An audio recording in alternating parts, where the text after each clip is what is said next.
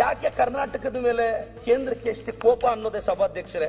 ಗುಜರಾತ್ಗೆ 3200 ಕಿಲೋಮೀಟರ್ ರಸ್ತೆ ಕೊಡ್ತಕ್ಕಂಥ ಕೇಂದ್ರ ಕರ್ನಾಟಕಕ್ಕೆ ಬರೀ 1800 ಕಿಲೋಮೀಟರ್ ಕೊಡುತ್ತೆ. ಮಹಾರಾಷ್ಟ್ರಕ್ಕೆ 12,000 ಕಿಲೋಮೀಟರ್ ಕೊಡುತ್ತೆ. ಇದು ಬೇಜಾರಾಗುತ್ತೆ ಸಭಾಧ್ಯಕ್ಷರೇ. ಸಹಾಯಧನ ಕೊಡಿ ಅಂತ ಕೇಂದ್ರ ಕೇಳಿದ್ರೆ ಬರೀ 6% ಕೊಡ್ತಾರೆ. ಉತ್ತರ ಪ್ರದೇಶಕ್ಕೆ 20% ಕೊಡ್ತಾರೆ. ಅದು ನೋವಿನ ಸಂಗತಿ. ಈಗ ಅಲಿಯನ್ಸ್ ಅಲ್ಲಿ ಇರ್ತಕ್ಕಂಥ ಆಂಧ್ರ ಪ್ರದೇಶಕ್ಕೆ 23% ಕೊಡ್ತಾರೆ. ಕರ್ನಾಟಕದಲ್ಲಿ ಅರ್ಧ ಇರೋ ಆಂಧ್ರ ಪ್ರದೇಶಕ್ಕೆ 23% ಅಂತೆ. ಆಂಧ್ರದಲ್ಲಿ 2% ಕರ್ನಾಟಕಕ್ಕೆ ಬರೀ 6% ಅಂತೆ. ಸಭಾಧ್ಯಕ್ಷರೇ, ಇದೆಲ್ಲ ಸೆಂಟ್ರಲ್ ಗವರ್ಮೆಂಟ್ ವೆಬ್ಸೈಟ್ ಅಲ್ಲಿ ಇರೋ ಡೇಟಾ ಸಭಾಧ್ಯಕ್ಷರೇ.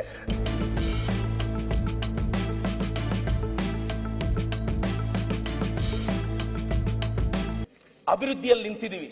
ನನಗೊಂದೇ ಒಂದು ಶಾಸಕನಾಗಿ, ಸಾಮಾನ್ಯನಾಗಿ ಯಾಕೆ ಕರ್ನಾಟಕದ ಮೇಲೆ ಕೇಂದ್ರಕ್ಕೆ ಎಷ್ಟು ಕೋಪ ಅನ್ನೋದೇ ಸಭಾಧ್ಯಕ್ಷರೇ. ಗುಜರಾತ್ಗೆ 3200 ಕಿಲೋಮೀಟರ್ ರಸ್ತೆ ಕೊಡ್ತಕ್ಕಂಥ ಕೇಂದ್ರ ಕರ್ನಾಟಕಕ್ಕೆ ಬರೀ 1800 ಕಿಲೋಮೀಟರ್ ಕೊಡುತ್ತೆ. ಮಹಾರಾಷ್ಟ್ರಕ್ಕೆ 12,000 ಕಿಲೋಮೀಟರ್ ಕೊಡುತ್ತೆ. ಇದು ಬೇಜಾರಾಗುತ್ತೆ ಸಭಾಧ್ಯಕ್ಷರೇ. ಸಹಾಯಧನ ಕೊಡಿ ಅಂತ ಕೇಂದ್ರ ಕೇಳಿದ್ರೆ ಬರೀ 6% ಕೊಡ್ತಾರೆ. ಉತ್ತರ ಪ್ರದೇಶಕ್ಕೆ 20% ಕೊಡ್ತಾರೆ. ಅದು ನೋವಿನ ಸಂಗತಿ. ಈಗ ಅಲಿಯನ್ಸ್ ಅಲ್ಲಿ ಇರ್ತಕ್ಕಂಥ ಆಂಧ್ರ ಪ್ರದೇಶಕ್ಕೆ 23% ಕೊಡ್ತಾರೆ. ಕರ್ನಾಟಕದಲ್ಲಿ ಅರ್ಧ ಇರೋ ಆಂಧ್ರ ಪ್ರದೇಶಕ್ಕೆ 23% ಅಂತೆ. ಆಂಧ್ರದಲ್ಲಿ 2% ಕರ್ನಾಟಕಕ್ಕೆ ಬರೀ 6% ಅಂತೆ. ಸಭಾಧ್ಯಕ್ಷರೇ, ಇದೆಲ್ಲ ಸೆಂಟ್ರಲ್ ಗವರ್ಮೆಂಟ್ ವೆಬ್ಸೈಟ್ ಅಲ್ಲಿರೋ ಡೇಟಾ ಸಭಾಧ್ಯಕ್ಷರೇ. ರಿಸರ್ವ್ ಬ್ಯಾಂಕ್ ಆಫ್ ಇಂಡಿಯಾ ತನ್ನ ವೆಬ್ಸೈಟ್ ಅಲ್ಲಿ ಪಬ್ಲಿಷ್ ಮಾಡಿರೋ ಡೇಟಾ ಓದ್ತಿದ್ದೀನಿ ಸಭಾಧ್ಯಕ್ಷರೇ. ನಾನು ಇವತ್ತು ಎಲ್ಲದರಲ್ಲೂ ಕರ್ನಾಟಕಕ್ಕೆ ಮೋಸ ಆಗ್ತಿದೆ, ಕರ್ನಾಟಕಕ್ಕೆ ತೊಂದರೆ ಆಗ್ತಿದೆ.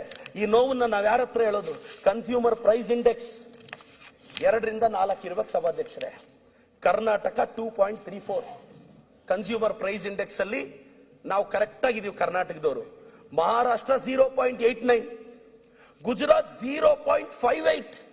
ಗುಜರಾತ್ ಮಾಡೆಲ್ ಅಂತಲ್ಲ ಸಭಾಧ್ಯಕ್ಷರೇ, ಇದು ಸೆಂಟ್ರಲ್ ಗವರ್ಮೆಂಟ್ ಅವ್ರ ವೆಬ್ಸೈಟ್ ಅಲ್ಲಿ ತೆಗೆದಿದ್ದ ಸಭಾಧ್ಯಕ್ಷರೇ. ಕನ್ಸ್ಯೂಮರ್ ಪ್ರೈಸ್ ಇಂಡೆಕ್ಸ್ ಅಲ್ಲಿ 0.58 ಗುಜರಾತ್, ಉತ್ತರ ಪ್ರದೇಶ 1.71, ಅದು -1.71. ಆದ್ರೆ ಕರ್ನಾಟಕ 2.34. ಅಂದ್ರೆ ಪರ್ಚೇಸಿಂಗ್ ಪವರ್, ಇಂಡಿವಿಜುವಲ್ ಲಿಬರ್ಟಿ, ಪ್ರತಿಯೊಂದರಲ್ಲೂ ನಮ್ಮ ಸರ್ಕಾರ ಇವತ್ತು ಜನಪರವಾಗಿದೀವಿ ಸಭಾಧ್ಯಕ್ಷರೇ. ಇವತ್ತು ಫೈನಾನ್ಷಿಯಲ್ ಡಿಸಿಪ್ಲಿನ್ ಇಲ್ಲ ಅಂದ್ರೆ ಇಷ್ಟು ದೊಡ್ಡ ರಾಜ್ಯವನ್ನ ಮುನ್ನಡೆಸಕ್ಕಾಗಲ್ಲ ಸಭಾಧ್ಯಕ್ಷರೇ. ನಾವೀಗಾಗಲೇ 2.5 ವರ್ಷನ ಕಂಪ್ಲೀಟ್ ಮಾಡ್ತಾ ಬರ್ತಿದೀವಿ.